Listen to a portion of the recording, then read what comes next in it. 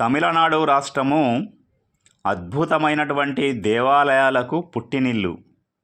అటువంటి అద్భుతమైన దేవాలయాలలో ఒక దేవాలయము బృహదీశ్వరాలయము. ఈ బృహదీశ్వరాలయాన్ని నిర్మించిన రాజు మొదటి రాజరాజ చోళుడు. అయితే ఇది తంజావూరు అనే నగరంలో ఉంది. దీని యొక్క ప్రత్యేక ఆకర్షణ 16 అంతస్తులతో ఉంది. ఈ ఆలయము 216 అడుగుల ఎత్తులో ఉంది. రెండవ అంతస్తులో 108 శివతాండవ ప్రతిమలున్నాయి.